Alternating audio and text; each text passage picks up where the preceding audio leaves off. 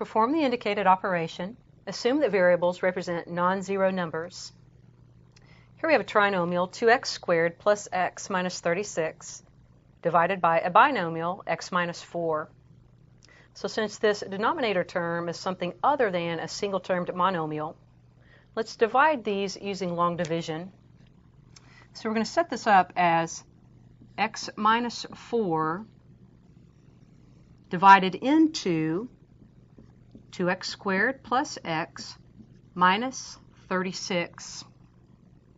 And to begin our long division, we're going to focus on these first terms and say x goes into 2x squared how many times? Well, x goes into 2x squared 2x times. I'm going to move over one space so that I can align all of my like terms in the same column. Now let's multiply back. 2x times x is 2x squared, keeping like terms in the same column. 2x times negative 4 is a negative 8x. At this point within the long division, we need to subtract.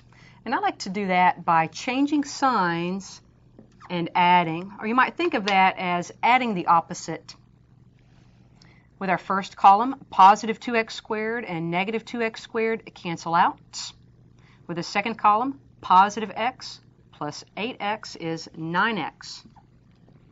Let's drop our next term, the minus 36, and do it again.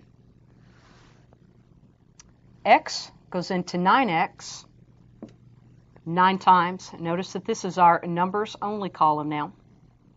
Multiplying back, 9 times x is 9x. 9 times negative 4 is a negative 36. And let's subtract by adding the opposite, or you might think of that as changing signs and adding.